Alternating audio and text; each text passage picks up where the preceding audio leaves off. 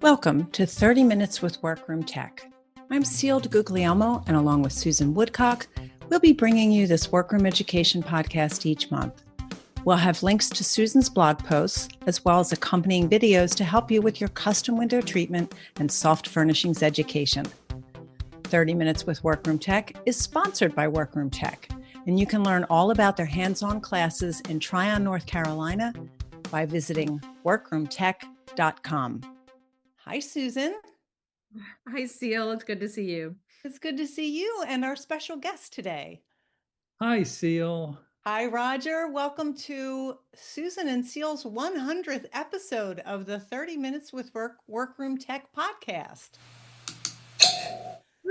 Thank you. Woohoo! I cannot believe we are at 100 episodes, Susan.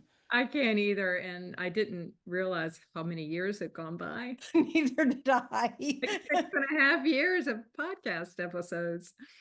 This is when I feel old, when I realize that 6.5 years has gone by very, very quickly.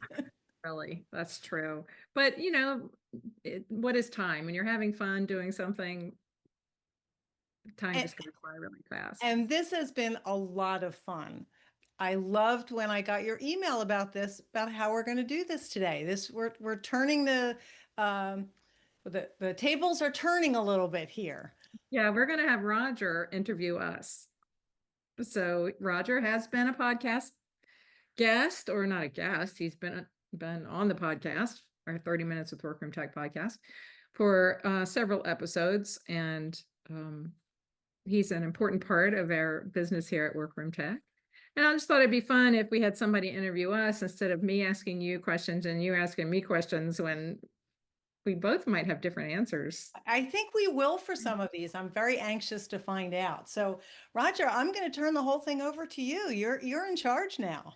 Okay, that's great, and it's an honor to be here for this too. Thank you.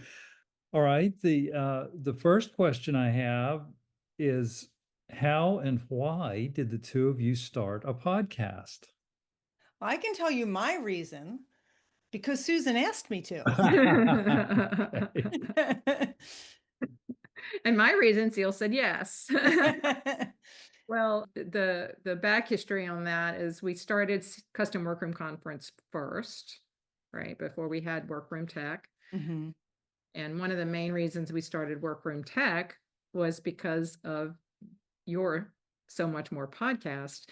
And so many people you interviewed said they missed having a school, or they started their business because they took classes with Cheryl Strickland, or Custom Home Furnishings Academy, and that there wasn't a school anymore, and they really missed that.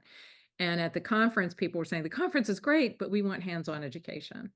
Right. And your podcast is one of the main reasons we started Workroom Tech. And then after I started Workroom Tech, I was like, well, where can we market and get the word out? And other than social media, there really wasn't a lot of avenues for that. So Right. I thought, I love the So Much More podcast. I listen to it every week. I look forward to it. I even, try to break in and listen on Sundays instead of when it comes out on Mondays. And it was so influential. So I thought I would love to do a podcast, but I don't want to learn how. I'm already running 3 businesses. So maybe Ceil will do a podcast for me and with me. And you said yes, and 100 episodes later, we're still doing it. The rest is history. Yeah. Susan, it's interesting because, and I've shared this a few times, I was in a business networking group and was talking to another woman, a fellow entrepreneur, about starting a podcast. And a very smart woman who runs a very successful business and has her MBA, turned to the two of us and said, if you're not going to make money off of the podcast, don't do it. And we both kind of looked at each other and went, I'm doing it anyway. How about you? And it was the best advice I ever ignored. Yeah. Because it brought me to so many opportunities that I would not have had if I didn't say yes. And I started mine because I wanted to know what people in our industry were doing and how they got started. And I honestly, a little bit of it was some fangirling, because I I could contact Susan Woodcock and ask her to tell her my story. And I contacted Michelle Williams and Donna Cash. And after I interviewed each of the three of you, I realized how different all of our stories were with a lot of commonalities. So that made me want to interview more people. But with your podcast, it was an opportunity to share education. And there were people who told me they didn't know they were a workroom until they listened to our podcast and Mhm. realized, oh, what I'm doing has value and I can make money at this and I can support my family with this. And so I love the So Much More podcast and I love talking with people and hearing their stories. But I love that people listen to 30 Minutes with Workroom Tech and learn something Yeah. and walk away. And 99 times out of 100, they're in their workrooms while they're listening to it. And it's something they can put right to work right away. And that's part of why I said yes, because I knew it would be an opportunity for me to learn more. And I love Great. that. And so my second question, you have possibly answered already, but you can think about this while Susan answers Oh, this okay. I'm question. in the Okay. hot seat. So the second question is, why do the podcast? What is the value? For the industry, I think the value is, as Ceil said, is education, and building awareness and making a connection with other workroom professionals and people that sew. Mm-hmm. Our audience can be across the board, from hobbyist to professionals, or people that are just curious. Mm-hmm. And so making that sort of a personal connection and bringing people together, sharing skills, and for our business, it's the marketing values, visibility, Right. um, creates a brand experience. People listen to the podcast and it gives them some idea of what it's going to be like when they come here to Workroom Tech, or what it would be like Right. to take an online class. So, yeah, it has tons of value to us. I can't imagine any other way we could get the word out about what workrooms are, who workrooms are, who we are, better than through this podcast. I think podcasts in particular, you're, I've said this before, people have their headphones in, you're literally inside their head listening. And that's a really personal experience. And, first of all, I get to have the connection with you, Susan, every month. It's a half an hour podcast. We won't tell anybody how long we're actually on our Zoom call because we're catching up or one of us has an idea about something. And I think that connection, I've had the opportunity to collaborate with people because of this podcast. And it has lent um, a certain amount of professionalism. And I joke all the time about I'm not the world's best fabricator. I'm a good fabricator. But when people know that I'm part of this, it elevates how they see me. And that actually helps also with the library and everything else that I do. It's given us a chance to know what people care about because people do reach out and say, oh, hey, Susan, could you do a podcast about? And we can provide that. Yeah. And it's if one of the two of us doesn't know how to do something, we know people who do. And so we can do that. But I think the connection, and it's a little bit counterintuitive. Doing the podcast can be very isolating. It is the two of us, so this particular podcast isn't, but we just put it out there and there's no direct immediate reaction to things that we're doing. Fortunately, people do put something on Facebook or on our Instagram posts, but you sort of put it out there on a prayer and go, oh, I hope everybody likes this. So that part is the fact that we can provide that connection and that education. That's definitely the why for me. Good. I know I'm always awestruck when you gather everyone together for the podcast photo every year, and all these people stand up there, and I'm going, wow, this is really community effort. It's really huge. So good. Roger, I have the very first photograph from the first workroom conference in my workroom. My husband had a banner made, Hmm. and it's one that includes Beth Hodges, so that means a great deal to me. But it's a much smaller group. And every year that we take the picture afterwards, he was joking with me, says, "Do you want me to make another banner?" I was like, "No, I think we'll just print a picture and leave it at that." But it takes my breath away every year when we gather at the end of the vendor show. And I look around and I see the faces of the people that I've been able to connect with. And so thank you. I appreciate hearing that. It's really amazing to see that many people get together for that photograph. I love that. It's quite an accomplishment. Well, how do you choose topics? That's Susan's Ceil. job.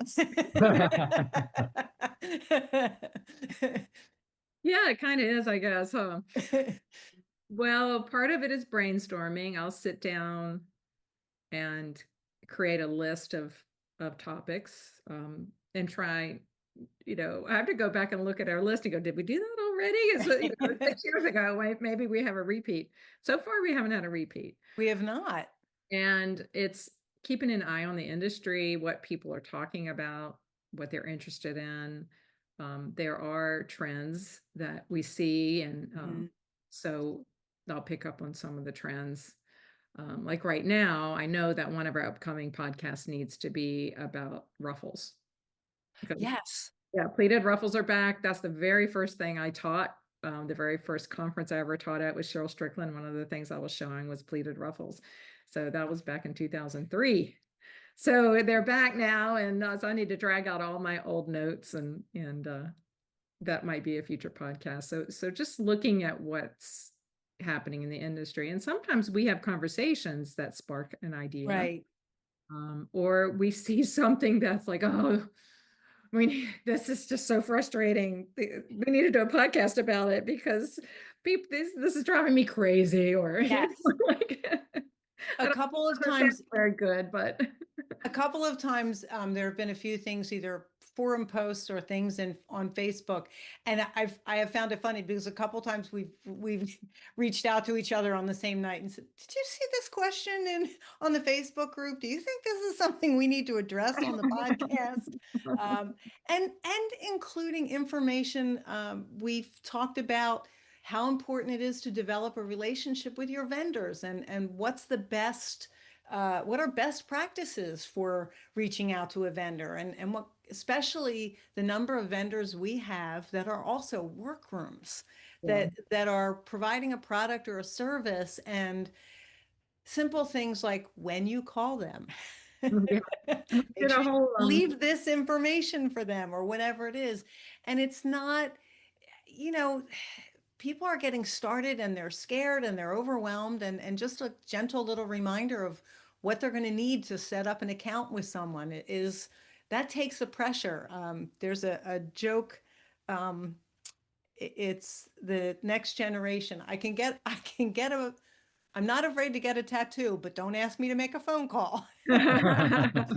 And I recognize that sometimes that can be really intimidating. We just talked about the best ways to connect with vendors, and I think very specific topics like that have really been well received by our listeners. Susan, do you agree?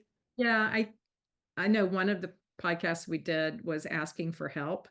because it's so frustrating when you're looking at a Facebook group, or people email us and they want help, but they don't give you good information Mhm. or enough information, or it's like you have to keep asking them a bunch of questions. So yeah, some little things like that. And as far as future topics, sometimes I rearrange things. I'll have a list of topics, and something might come from the bottom of the list to the top, just based on what I see is happening in the industry.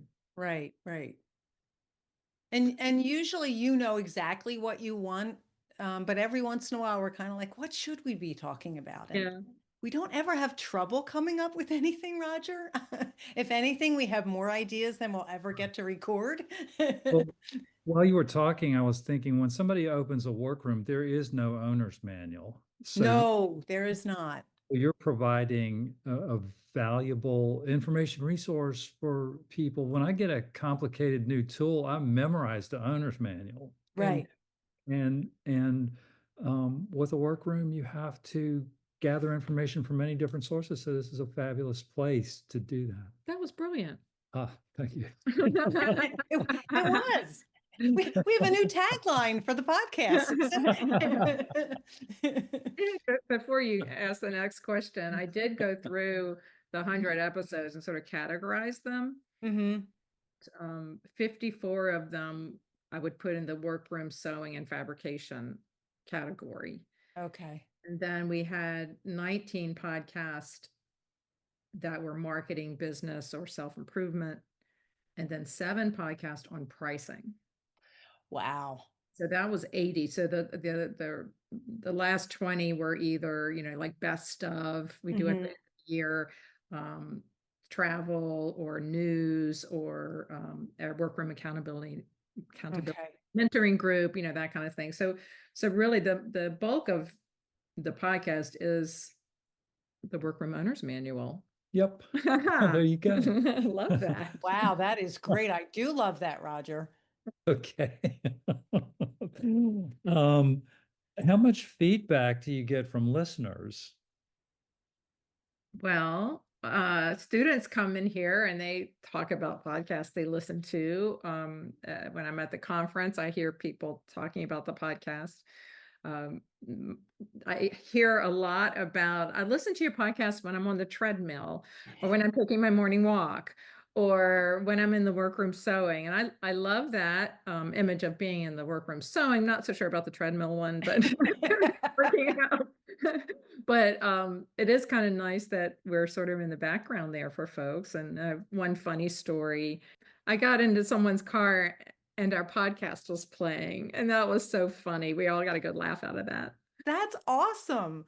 I love when I go to a WCAA meeting and somebody says, Ceil, I listened to you the whole way here. And I do, Roger, I loved when we get feedback. I would love even more than we currently get. People will often comment when Susan posts it on social media, and people will say a few things back and forth.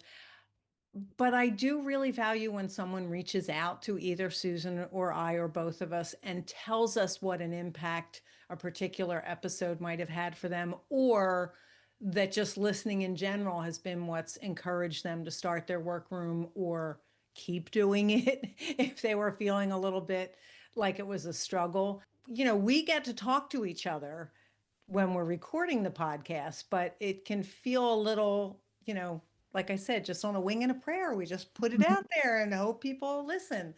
But I mean, we get statistics, and I can tell you from the page the podcast is hosted on, we've had more than 75,000 downloads of the podcast. Wow. That's Good. a lot of people listening.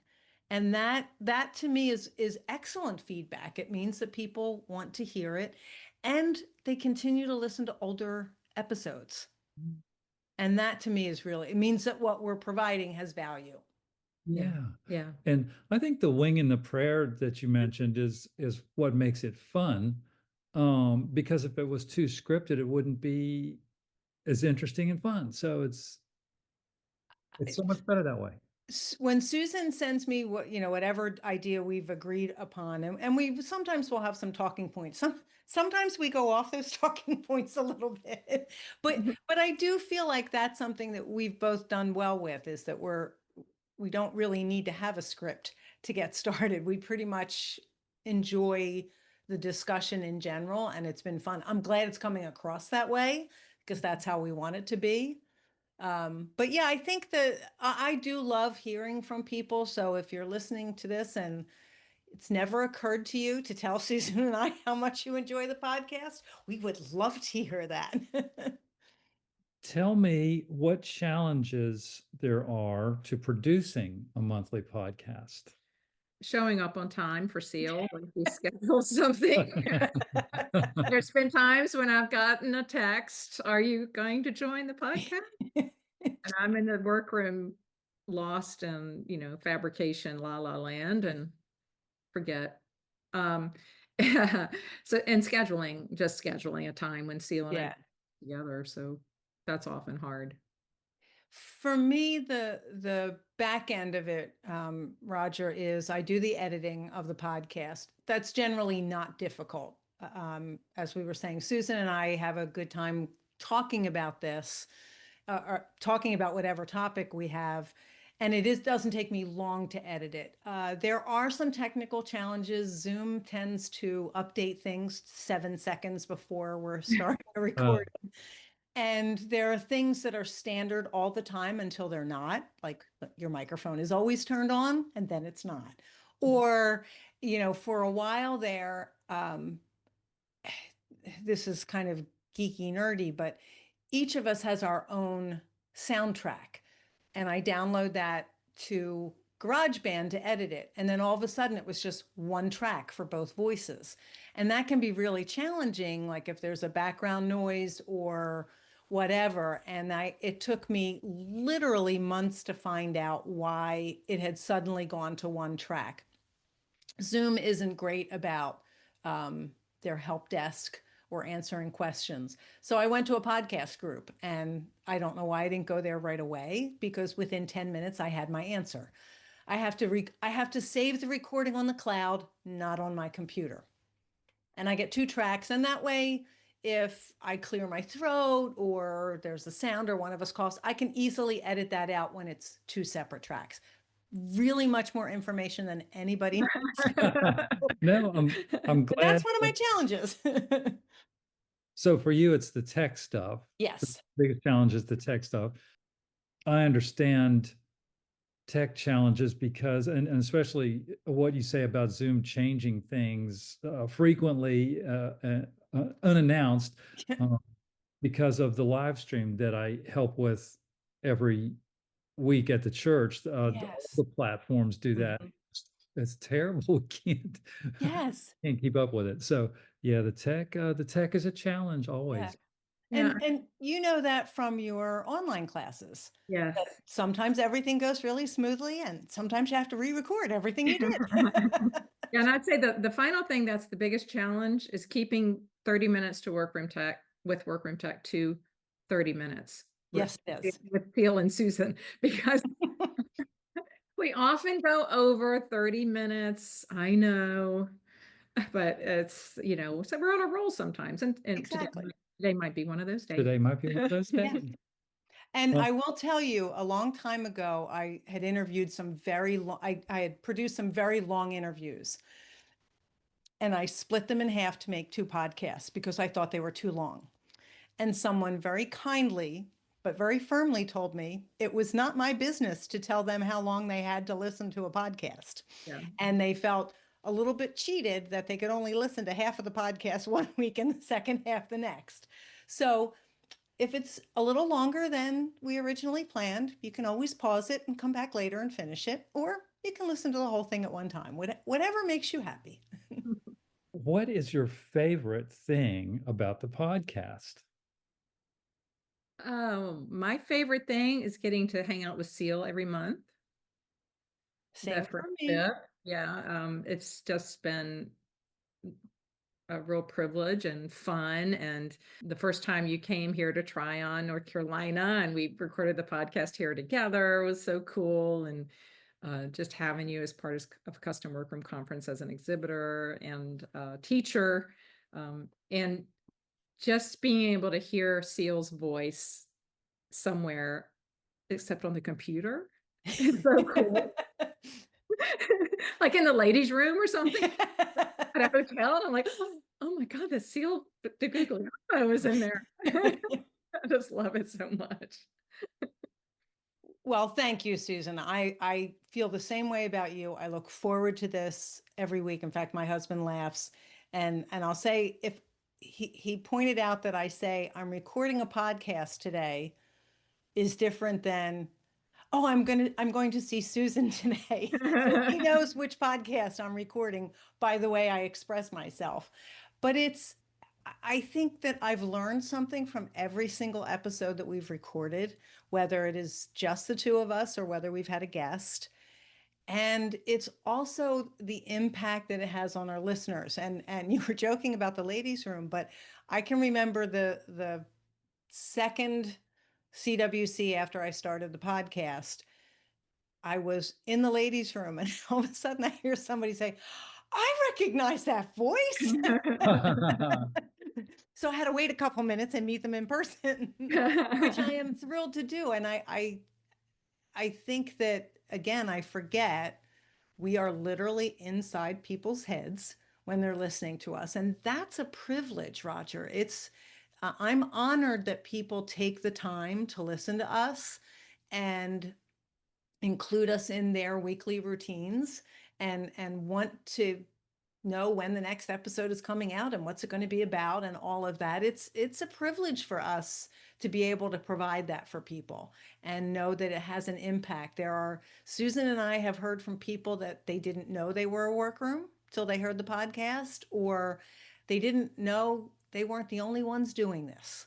Right. And that's been so rewarding to me to understand that people get so much out of this and feel connected while they're listening, even if they are alone and even if we are speaking through the headphones inside their ears. I think one of the things for me here at Workroom Tech or as an educator is that the podcast is a resource that I can direct people to for their Yes, question. So when somebody emails me a question about sewing a bed skirt, I send them to that episode of the podcast. Somebody has a question about a relaxed room and shade. I've got that episode. Italian stringing, sewing banding, sewing pillows, smiling draperies, all these common questions. right, Um, building a work table, all of those things are podcast episodes, and many of them have, video to go along with that, photos, correct. other resources, places to find the information. So that saves me a ton of time. Yes. And it may not be go and listen to this podcast, you will then know how to make it. It might be go to this podcast, listen to what you need to know before you get started, and then here are more resources. And that, if, in 2005, when I had started my business, if I had had that kind of a resource, it would have been just remarkable. So again, a privilege to be able to help people find these things out. And that aha moment when they say, I got it done. I did it. And my favorite thing about doing the podcast is that we all get to see each other on screen, which the listeners don't. Right. And so it's just kind of like we're just visiting together, and it's really fun. So Yes. if anybody who's listening wants to do a podcast with Ceil, it's fun. I enjoy it.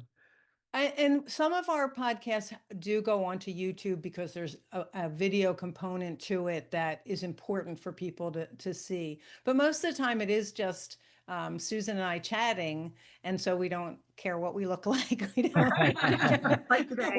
We're not quite so worried, and sometimes you'll stop by and wave as you go by. I think, especially during the pandemic, it was really a wonderful way to connect and to not feel quite so lonely. And I think it continues to be a way for people to have that experience. So I'm glad that's the same for you too, Roger. It is. What has changed in your business since starting the podcast 6.5 years ago? You want to take that one, Ceil? Well, first of all, when I read that question, I was like, that can't be right. It can't be that many years.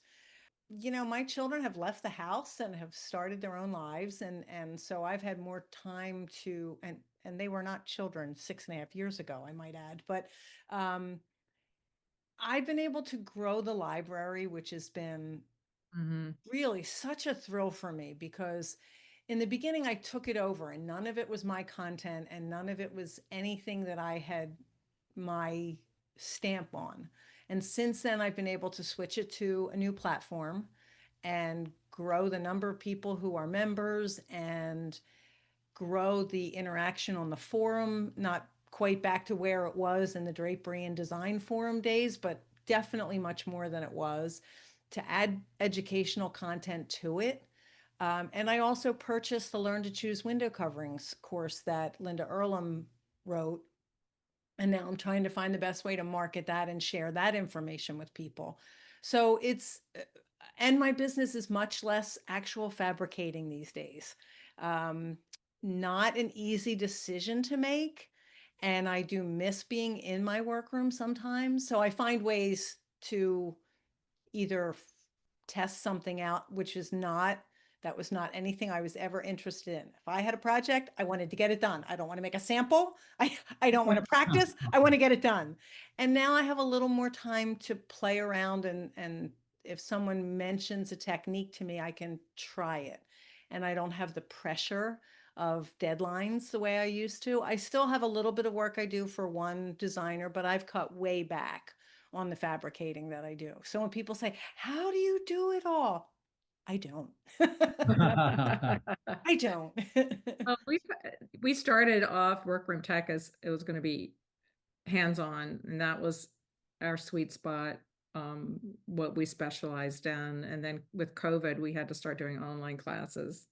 So in the past 6.5 years, we've gone from a hands-on only school to a hybrid hands-on and online Mhm. regional programs. We brought in new teachers and well, Roger, you're part of the business. What do you think in the past 6.5 years that's changed for us? Well, we bought a building, which was nice. Yeah. Yeah. It's really nice to be able to control your environment and not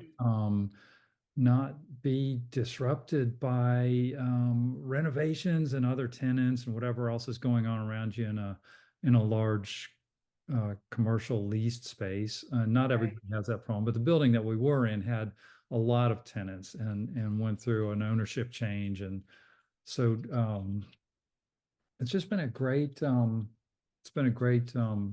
benefit to us to just be able to control the environment here. And Right. I think owning this building has really changed the game for us. It allows a place for me to have a professional office, Right. and work in a dedicated space. And then I have room to do my own fabrication projects for designers, what little I still do for wholesale work. And even while classes are going on, if there's another teacher here, I can be in here either, recording a podcast with you or sewing. And so it's just been buying the building was a big leap of faith, and it's worked out great for us. That's awesome. Susan, I know I'd be curious to, I'm going to take over the questions for a second, Roger. Just one question. So a lot of times people talk about, many of us started our businesses in our homes. And for many of us, there's a big change when we leave our homes and either rent a space or buy a building, or a lot of our colleagues have an outbuilding on the property and they can separate it. Has it made a big difference to you in being able to leave work at work? And is there anything else you've noticed different since you bought the building in terms of how you work? No. It's No. only a mile from home, so we're just up and down the road a lot. I still work at home. I don't fabricate at home as much. I do have a workroom set up in our basement. Mhm. I when we had some bad weather over the winter season, I did plan to do some sewing there, so I wouldn't have to go out on the road. Mhm. But it should help me separate work from personal life. I can tell you, Susan slaps the computer shut at the end of at the end of a normal workday down here at the school, carries it to the house and opens it right back up again. I had a feeling. I don't know. I try to find time for art and always cook dinner and Yeah. try to have some valuable time with my spouse. That isn't work related, since the two of you work together. But it's hard. Yeah, it is hard. And I also, there have been a couple times where I'm sitting in front of the television and I open my iPad and I see a question from a library member. And sometimes it's faster if I can do it on my desktop. So I Mhm. will run into the office and Bill will be like, where are you going? What are you doing? Just one quick question, because I know that person, if they're asking at 9:30, they need to know at 9:30. And if I can take a moment and answer it, if it's going to be a long drawn out thing, then I close my iPad and I didn't see it.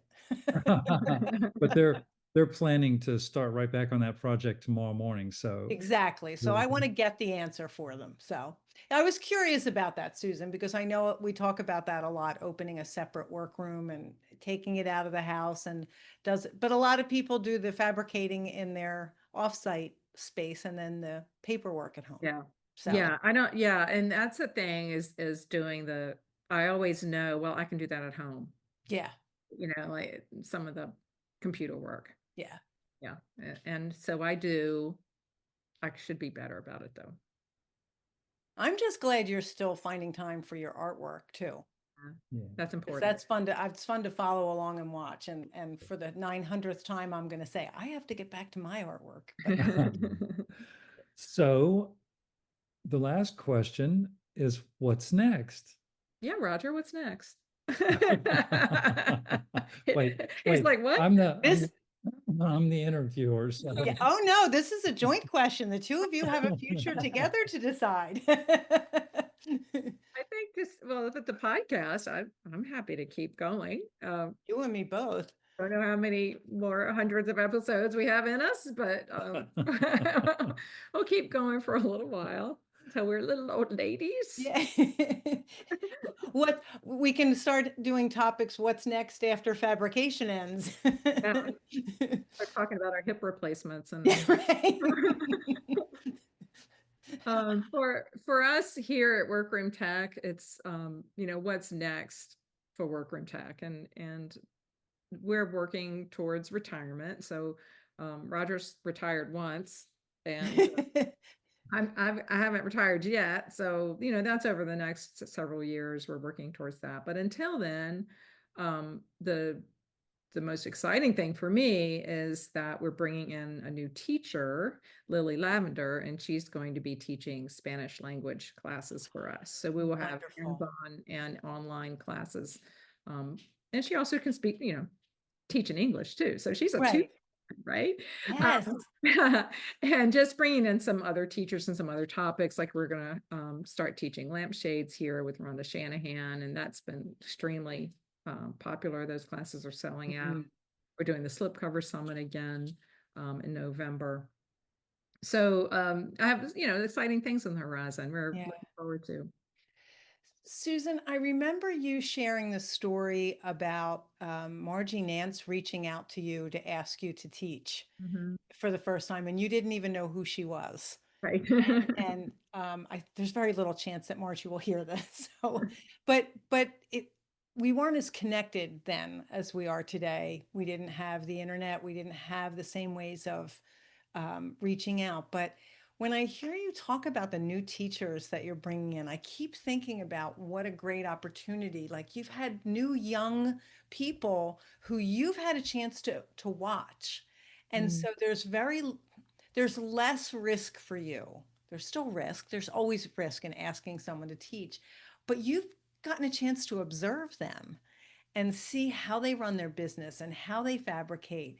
But what an opportunity for people to share their knowledge, and you're giving them that venue. And that to me is so exciting. And Thank you. when I hear somebody new and I know who Lily is, I think this is awesome because it's bringing a level of excitement and newness in our industry that I think is really, really important. Well, in order for the industry to continue, we need more people coming in that are teachers Yes. and creating that connection with workroom owners. I mean, I don't know how to say this. I'm at a loss for words. We need the next generation to come in to keep this momentum going. And what has happened since Cheryl Strickland and Kitty Stein and Margie Nance and Beth Hodges and all of our friends that put the path in front of us. We're on that path now, and the path has to continue.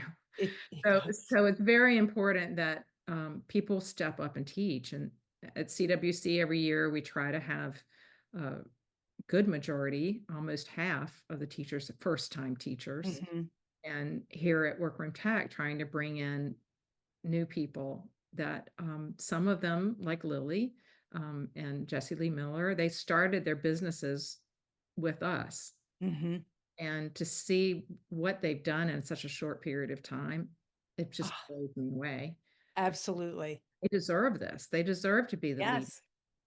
Yeah. But the fact that you are in a position to acknowledge that talent and that ability, because there are great fabricators out there who would not be great teachers. And True. there's nothing wrong with that. Yep. Not everybody is a teacher. But to know that this opportunity is there for them, and as you said, to keep the path has been put in front of us, but it has to keep going. Mm. And so to answer your question, Roger, what's next? I'm also thinking about retirement. I'm not ready yet, but taking over the library will be a challenge, and it isn't something that somebody can just pick up tomorrow and run with.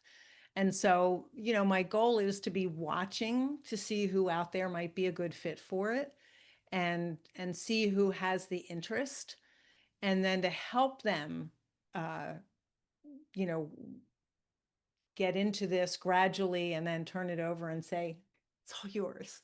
Have at it. And I think the other part is make it your own.